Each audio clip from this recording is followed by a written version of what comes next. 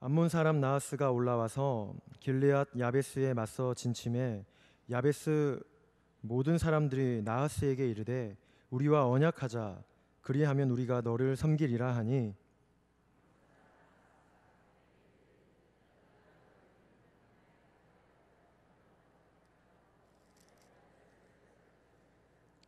야베스 장로들이 그에게 이르되 우리에게 이레 동안 말미를 주어 우리가 이스라엘 온 지역에 전령들을 보내게 하라. 만일 우리를 구원할 자가 없으면 내게 나아가리라 하니라. 이에 전령들이 사울이 사는 기브아에 이르러 이 말을 백성에게 전하매 모든 백성이 소리를 높여 울더니 마침 사울이 밭에서 소를 몰고 오다가 이르되 백성이 무슨 일로 우느냐 하니 그들이 야베스 사람의 말을 전하니라. 사울이 이 말을 들을 때에 하나님의 영에게 크게 감동되매 그의 노가 크게 일어나 한 겨리의 소를 잡아 각을 뜨고 전령들의 손으로 그것을 이스라엘 모든 지역에 두루 보내어 이르되 누구든지 나와서 사울과 사무엘을 따르지 아니하면 그의 소들도 이와 같이 하리라 하였더니 여호와의 두려움이 백성에게 임하매 그들이 한 사람같이 나온지라. 사울이 베색에서 그들의 수를 세어보니 이스라엘 자손이 30만 명이요 유다 사람이 13만 명이었더라. 무리가 와 있는 전령들에게 이르되 너희는 길르앗 야베스 사람에게 이같이 이르기를 내일 해가 더울 때에 너희가 구원을 받으리라 하라. 전령들이 돌아가서 야베스 사람들에게 전하매 그들이 기뻐하니라. 야베스 사람들이 이에 이르되 너희 생각에 좋을 대로 우리에게 다 행하라 하니라. 이틀날 사울이 백성을 3대로 나누고 새벽에 적진 한 가운데로 들어가서 날이 더울 때까지 암몬 사람들을 치매 남은 자가 다 흩어져서 둘도 함께 한 자가 없었더라. 백성이 사무엘에게 이르되 사울이 어찌 우리를 다스리겠느냐 한 자가 누구이니까 그들을 끌어내소서 우리가 죽이겠나이다. 사울이 이르되 이날에는 사람을 죽이지 못하리니 여호와께서 오늘 이스라엘 중에 구원을 베푸셨음이니라. 사무엘이 백성에게 이르되 오라 우리가 길갈로 가서 나라를 새롭게 하자. 다 같이 읽겠습니다. 모든 백성이 길갈로 가서 거기서 여호와 앞에서 사울을 왕으로 삼고 길갈에서 여호와 앞에 화목제를 드리고 사울과 이스라엘 모든 사람이 거기서 크게 기뻐하니라. 지난 시간에 우리는 사울이 사무엘을 통해 기름 부음을 받는 내용을 보았습니다. 기름을 붓는다는 것은 제사장과 선지자와 왕을 세울 때에 이 사람은 하나님이 세우신 사람입니다라는 것을 나타내는 예식이었는데 10장에서 처음으로 왕을 세울 때에 왕으로 세워질 사람에게 기름을 붓는 그런 역사적인 장면이 나옵니다. 사울은 자신이 왕이라는 게 인정이 되지 않았지만 하나님께서는 사울을 이스라엘의 왕으로 지명하였습니다. 그러나 계속 의심하는 사울에게 사무엘이 3가지의 징조를 통해 그가 왕으로 지명되었음을 보여주게 되고 이어서 그는 왕으로 지명받았으니 그 지명을 입증하고 확증하는 단계까지 나아가야 합니다. 그러나 사울은 하나님의 영이 임하였음에도 예언만 하고 다른 마음을 품었을 뿐이지 자신의 사명인 이 블레셋에서 이스라엘을 구원하지 않습니다. 그러니 자동적으로 왕으로 확증하는 자리까지 나가지 못합니다. 그리고 이어서 우리가 오늘 본문의 말씀은 다 읽지는 않았지만 10장 17절부터의 말씀을 보게 되면 하나님의 섭리 가운데 다시 사울이 왕으로 지명되는 그런 기회가 주어집니다. 미스바에서 온 백성이 모였을 때에 이 사람들의 요구에 의하여 세워진 이 왕, 이 사울이 제비뽑기를 통해 왕으로 지명됩니다. 마치 그 하나님의 것을 도둑질하여 마음의 거짓과 더러운 것을 숨긴 아간 같은 이 범죄자를 색출하듯 이스라엘의 초대왕이 그렇게 떳떳하지 못하게 선출되고 있습니다. 사울도 처음에는 지명받았지만 자신이 왕임을 증명하고 확증하는 단계를 피하고 도망하여 실패한 것이 부끄럽고 또 자신이 왕으로서 합당하지 않다라는 것을 알기에 스스로 아는 듯 10장 17절 이후에 지명되는 과정을 보게 되면 그 짐 보따리 뒤에 숨어 있습니다. 사무엘도 말하기를, 이스라엘 백성들에게 말하기를, 너희가 고통 중에 너희를 구원한 하나님을 버리고 계속 우리 위에 왕을 세워달라고 한다라고 이렇게 부정적으로 말하며 사울을 왕으로 지명하는 것이 옳은 결정은 아니다라고 사무엘은 말합니다. 그러나 하나님의 섭리 가운데 사울은 왕으로 선출되었습니다. 한때 이 미스바에서 이 사무엘이 사울을 왕으로 지명하게 되는데, 이 미스바가 어떤 지역이었습니까? 사무엘과 온 백성이 하나님 앞에서 각성했던 그 은혜의 장소, 그 미스바에서 이 세상의 권력이 시작되는 그런 왕이 지명되고 그 권력의 시작이 되는 장소가 되었습니다. 거기에 모인 백성들이 그의 외모와 키를 보고 함께 기뻐하며 만세를 부르고, 사울이 집으로 갈 때에는 그의 유력한 자들이 사울과 함께 합니다. 그러나 사울의 왕됨을 부정하고 못마땅하게 여기는 사람들이 있으니 10장 마지막 절에 보게 되면 이 사람이 어떻게 우리를 구원하겠느냐 하며 이렇게 멸시합니다. 그리고 오늘 우리가 읽은 본문의 말씀은 그가 어떻게 우리를 구원하겠느냐라는 말에 이어서 바로 시작이 됩니다. 본문의 내용을 보면 암몬 사람 나하스가 이 길르앗 야베스 사람들을 향해 맞서서 진을 칩니다.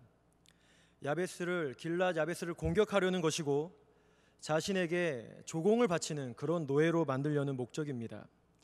길르앗 야베스는 요단 동편 갓 지파, 루벤 지파, 므낫세 반 지파가 속해 있던 그런 땅인데, 그 비옥한 땅에 먹을 것과 동물들과 재산 등 이런 많은 것을 약탈하려는 지금 위기의 순간입니다.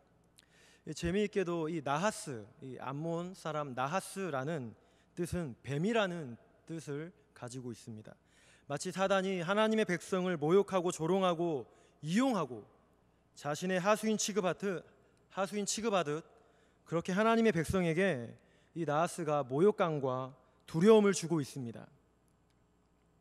그런데 이때 이 야베스 사람들이 나하스에게 가서 하는 말이 무엇입니까? 우리와 언약을 맺자. 그러면 우리가 너희를 잘 섬기겠다라고 합니다. 여러분, 지금 적이 야베스를 공격하려고 또 자신들을 향해 비웃고 있는 상황에 이 강하게 대항하며 담대한 모습을 보이는 것이 정당한 그런 반응이고 모습인데, 지금 이 길르앗 야베스 사람들이 이 나하스에게 우리가 밑으로 들어가겠습니다. 그러니 협약합시다. 공격하지 마십시오. 조용히 넘어갑시다. 원하는 대로 조공도 바치고 원하는 물건을 다 제공하겠습니다. 그러니 때리지만 마십시오. 협약합시다 라고 이렇게 비정상적으로 힘이 없으니 그렇게 비굴하게 조건을 걸고 있습니다. 이렇게 나약한 모습을 보입니다. 그런데 이 정도로 굽신거리면 괜찮을 줄 알았는데 나하스가 하는 말이 무엇입니까? 너희의 오른 눈을 다 뽑아야 내가 언약하겠다라고 이렇게 조건을 걸고 모욕을 줍니다.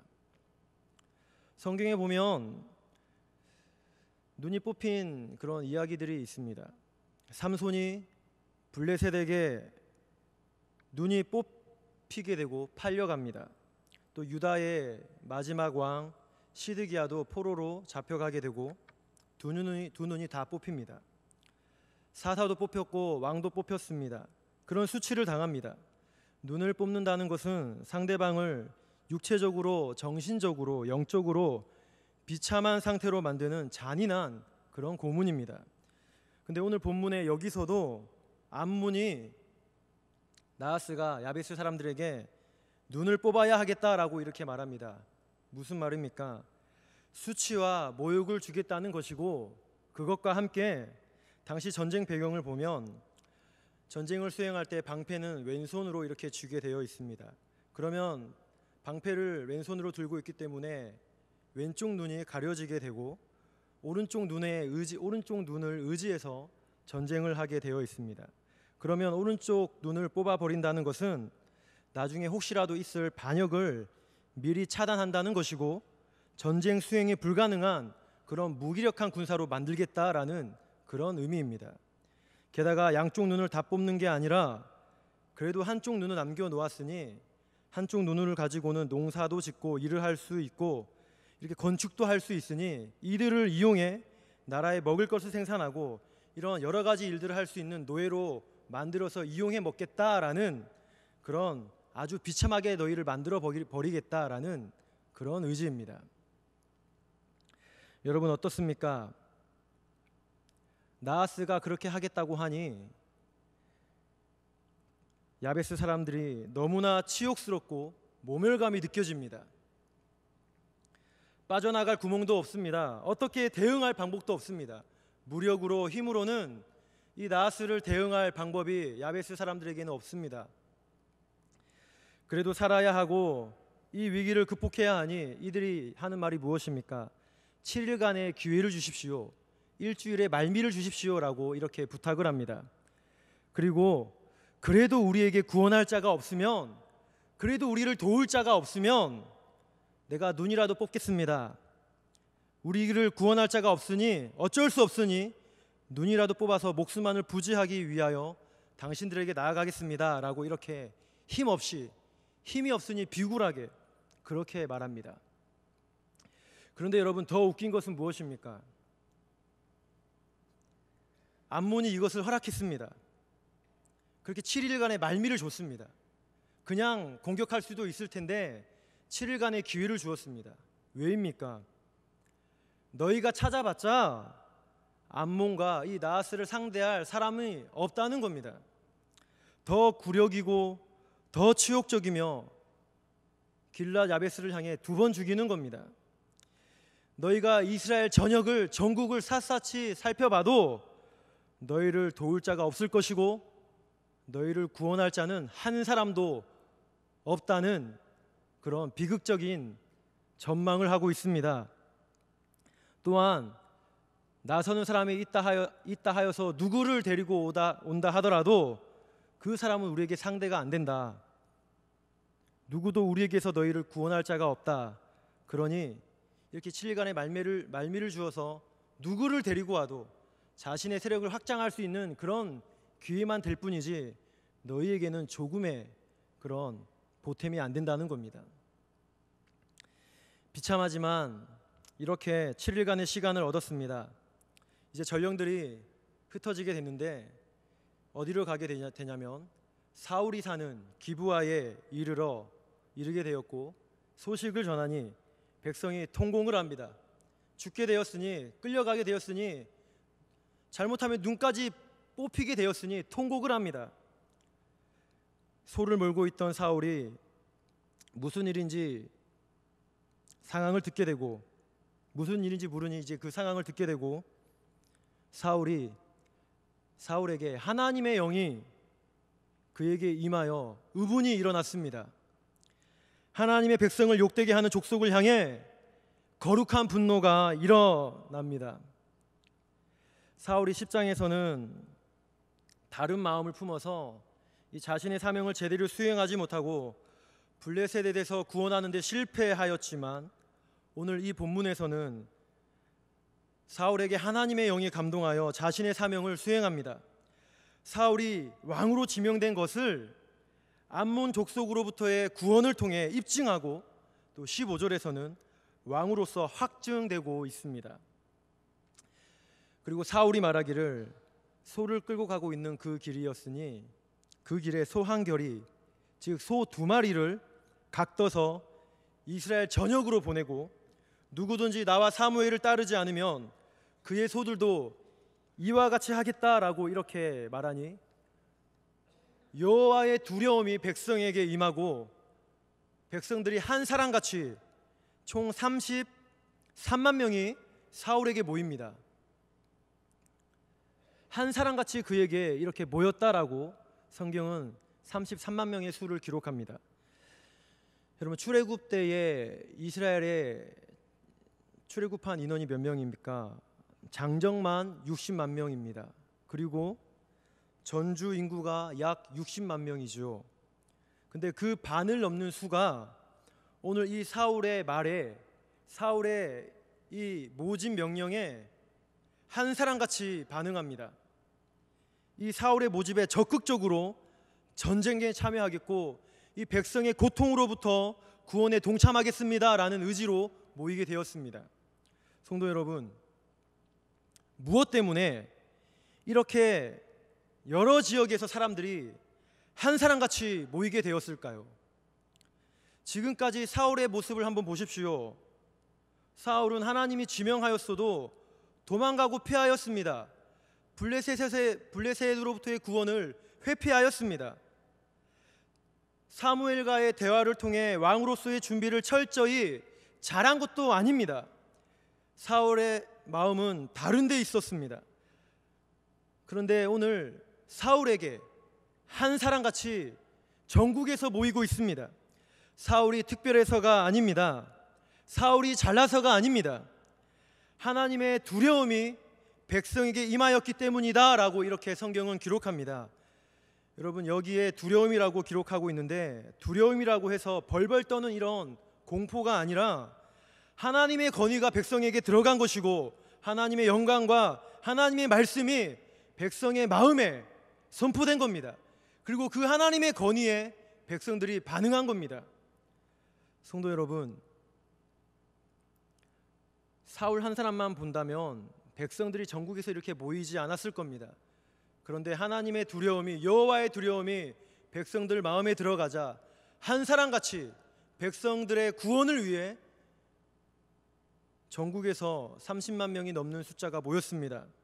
성도 여러분, 지도자의 권세, 지도자의 권위는 그에게 있는 어떤 카리스마나 그에게 있는 어떤 특출한 능력에서 나오는 게 아닙니다. 그가 나이가 많아서 나오는 것도 아니고 그의 신분에 따라 발생하는 것도 아닙니다. 내가 그 거룩한 권위와 능력을 내가 만든다고 되는 것도 아니고 내가 어떤 목적을 가지고 개발한다고 되는 것도 아닙니다. 지도자의 권위를 세우고 낮추는 것은 오직 하나님에게만 있습니다. 하나님이 세우셔서 하나님의 영이 임하고 하나님의 함께하심의 증거가 있고 하나님의 권위가 있는 사람이 지도자가 될 수 있습니다. 다른 부와 능력, 재능, 인기가 중요한 게 아닙니다.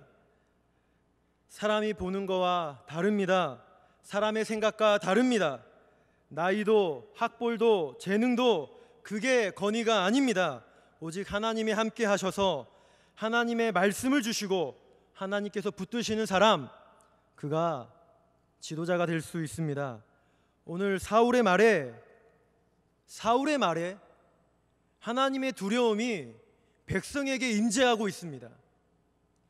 사울의 말에 하나님의 권위가 백성의 마음속에 들어가고 있습니다. 성도 여러분, 또 기드온을 한번 보십시오. 13만 5천 명과의 전쟁을 눈앞에 두고 있을 때에 그 미디안 족속이 메뚜기 떼같이 또 바다의 모래같이 이렇게 이스라엘 골짜기에 쫙 펼쳐져 있다고 묘사합니다. 그때 기드온이 전쟁을 위해 나팔을 부는데 여러 지역에서 전쟁에 참여하기 위해 이 기드온에게 사람이 모여듭니다. 기드온은 소심한 사람이고 큰 능력이 없는 사람입니다. 그런데 사람이 모여드는 이유가 그의 집안 때문에 또 그의 배경 때문에 모이는 게 아닙니다. 성경은 기록하기를 여호와의 영이 그에게 임하였기 때문이라고, 하나님께서 세우신 권위가 그에게 있었기 때문이라고 이렇게 사람이 모여든 이유를 설명합니다. 주 안에 사랑하는 성도 여러분, 교회에서 나에게 주어진 일을 감당할 때에, 수행할 때에, 그리고 가정에서 가족들과 함께하고 또 직장에서 살고 내가 처한 삶의 환경에서 살아갈 때에 하나님의 영이 임하여 주님께서 세우시는 권위가 있기를 바랍니다. 사람에게 높고 낮음이 어디 있으며 신분의 천황과 귀함이 어디 있겠으며 직업의 귀천이 어디 있겠습니까? 그러나 세상은 가진 것으로 구별하고 외모로 차별하고 사람에게 있는 능력으로 나누고 그가 누구냐에 따라 재판을 굽게 합니다. 그러나 그런 차별과 구별의 세상에서 아무리 넘치도록 많이 가지고 있다 할지라도 유난히 빛이 나는 사람이 있으니 하나님의 권위로 세워지는 사람입니다. 오늘 우리에게 하나님께서 세우시는 그런 권위가 임하여 동역자들을 사랑하며 누군가 잘하면 진심으로 인정하고 높여주며 누군가 실수하면 이해하고 용기를 주며 누가 힘들어하면 격려해주고 누군가 낙심하면 손잡아주며 안아주는 그런 하나님의 권위로 살아가시는 성도님들 되시길 바랍니다. 그리고 이제 사울은 길르앗 야베스를 나하스의 그 암몬 사람 나하스의 손에서 구원합니다. 사울이 백성을 3대로 나누고 이 3대로 나눈다는 것은 기드온이 적군을 상대로 전쟁할 때에도 기드온뿐만 아니라 이 전쟁의 내용을 보게 되면 3대로 나눈다라는 표현을 종종 목격하게 되는데 당시 전쟁을 할 때의 일반적인 전술이었습니다.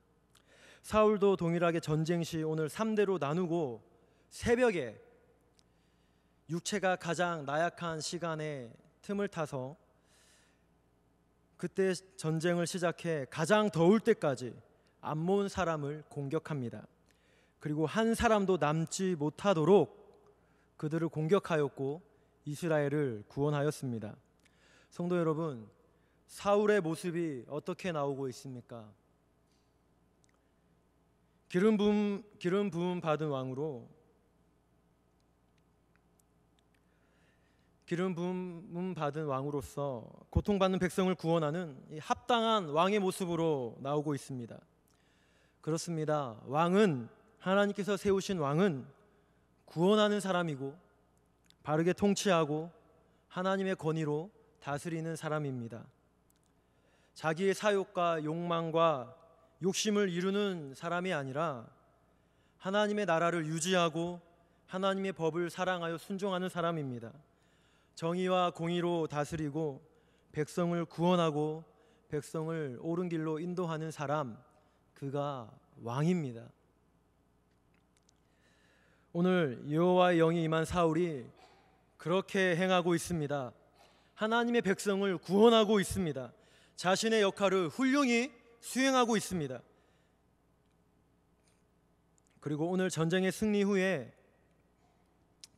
후에는 옆에 있는 사람들이 이 사울에게 당신이 미스바에서 왕으로 지명되었을 때에 사울이 어떻게 우리를 구원하겠느냐라고 이렇게 말했던 사람을 그렇게 조롱한 자를 죽이자라고 이렇게 옆에 있는 사람들이 부추기니 사울이 말하길 이날은 여호와께서 우리에게 승리를 주신 날이고 구원하신 날이니 그렇게 할 수 없다. 이 전쟁의 승리 또한 하나님께 돌리고 있습니다. 여러분, 오늘 지금 본문의 내용을 여러분 저와 함께 이렇게 쭉 살펴보았습니다. 오늘 말씀이 어떻게 흘러가고 있고 오늘 말씀의 뼈대가 무엇입니까? 사울이 어떻게 구원하겠느냐라고 이렇게 멸시하며 시작했는데 사울이 구원을 수행하였고 사울이 하나님의 구원이다라고 이렇게 결론을 내리고 있습니다. 성도 여러분, 하나님의 사람은 구원하는 사람입니다. 하나님의 권위가 있는 사람은 욕망을 따라 살려고 하지 않고 자기가 하나님인 듯 행세하지 않습니다. 하나님의 사람은 자기 자리에서 구원의 삶을 베풀려고 노력하지 자기의 욕망으로 높아져서 구원하려고 하지 않습니다. 예수님 마음으로 섬기고 성령님의 감동으로 위로와 권면하며 구원하는 사람입니다. 세상은 결박하고 자신에게 조공을 바치듯 자기 아래에 사람을 놓으려고 위아래로 구분하지만 하나님의 사람은 결박을 풀어 자유를 주고 구원하는 사람입니다. 주 안에 사랑하는 성도 여러분, 오늘 하나님께서 사단처럼 이스라엘을 공격하고 자기의 하수로 만들어 눈까지 뽑으려고 하는 이 뱀 같은 나하스의 손에서 이스라엘을 구원하고 있습니다. 그리고 그 도구로 사울이 합당하게 쓰임받고 있습니다. 성도 여러분, 오늘 우리에게도 이러한 공격과 이러한 다툼과 이러한 전쟁이 있습니다.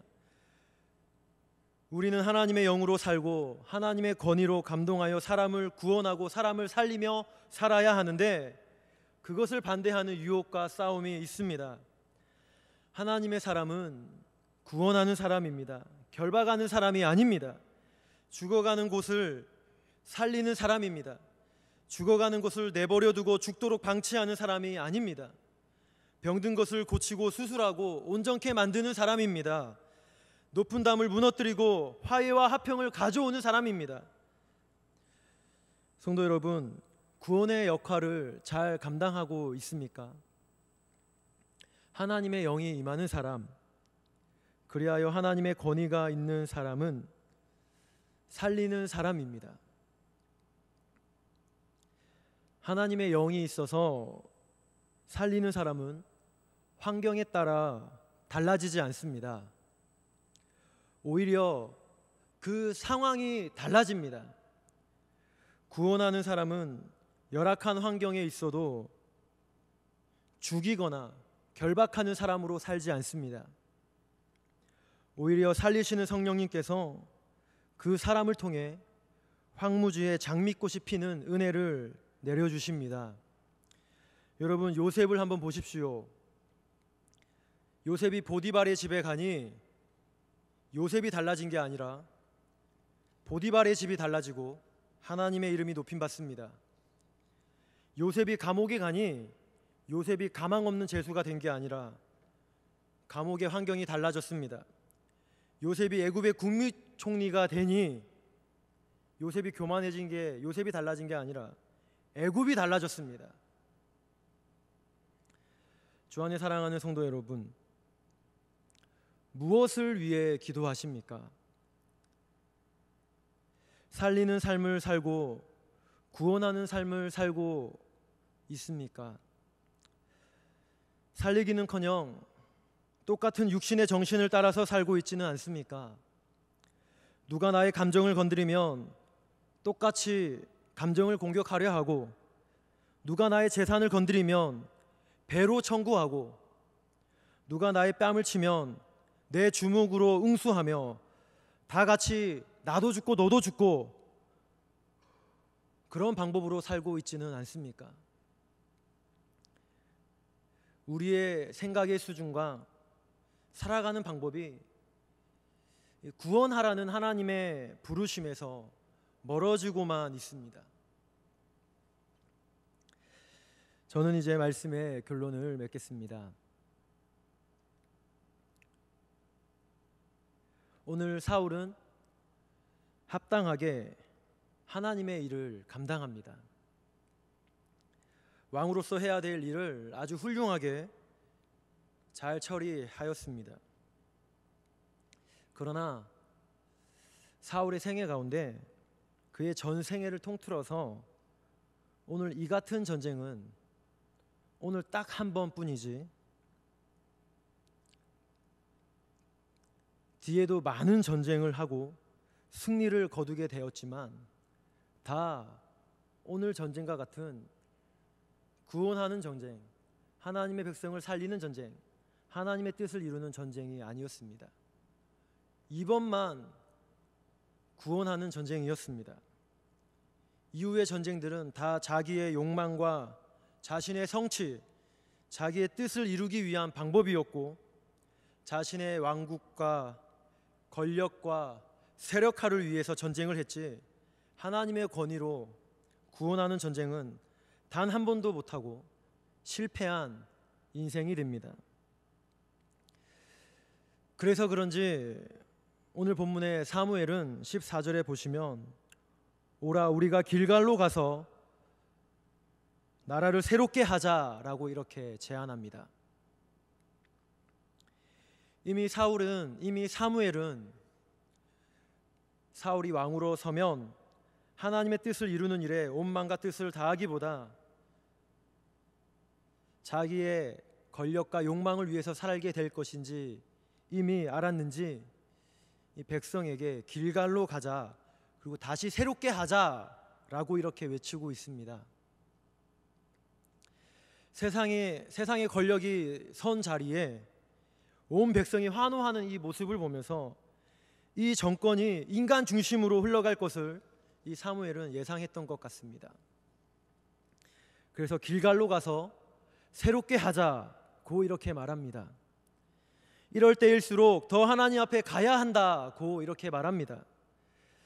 여러분, 이스라엘의 문제는 왕이 없어서 왕이 없는 게 문제가 아닙니다.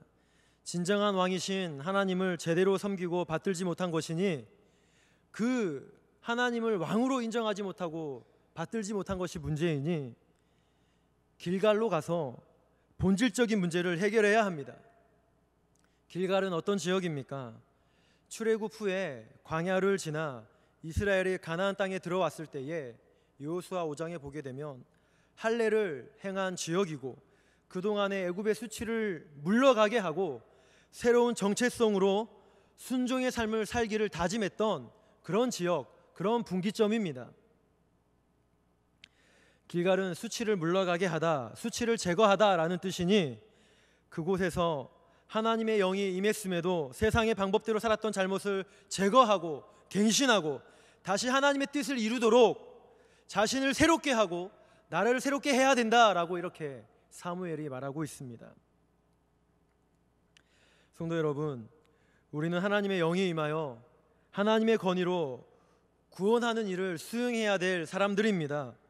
우리는 그 하나님의 뜻을 받들어 섬겨야 될 그런 하나님의 백성들입니다. 그러나 우리는 혈과 육을 대상으로 싸우느라 늘 분주합니다. 육적인 승리를 위해 각종 무기들을 장만하는 일에는 대부분의 시간과 에너지를 투자하고 탕진합니다. 혈과 육에 똑같이 반응하고 대응하느라 그 뒤에 세상 주관자들과 악의 영들에게 속았습니다. 중요한 건 아무리 육적인 무기를 우리가 최첨단으로 하고 아무리 많은 것 가지고 있다 할지라도 막강한 공격을 한다 할지라도 그런 주관자들과 악의 영들은 눈썹도 꼼짝하지 않습니다. 성도 여러분, 우리가 어떤 방법으로 살고 있고 어떤 일을 이루고 있습니까? 성도는 하나님의 구원을 위해 부름받았습니다. 그리고 구원하는 일을 위해 부름받은 군사입니다. 이 군사는 혈과 육으로 살지 않고 세상과 대응하는 방식이 다릅니다. 그런데 우리가 얼마나 속아서 하나님의 영이 없는 것처럼 내가 권위자인 것처럼 살아서 영적인 능력을 상실했는지 돌아보게 됩니다.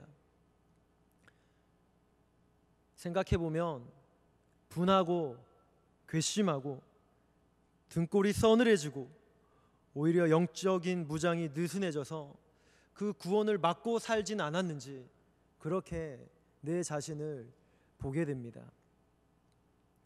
주 안에 사랑하는 성도 여러분, 하나님의 영이 임하여 새롭게 하시는 은혜가 있기를 바랍니다. 그리하여 내 자신이 살고 내 주변이 살고 이 공동체를 구원하는 일에 존귀하게 쓰임받는 그런 성도님들 되시길 주님의 이름으로 축복합니다.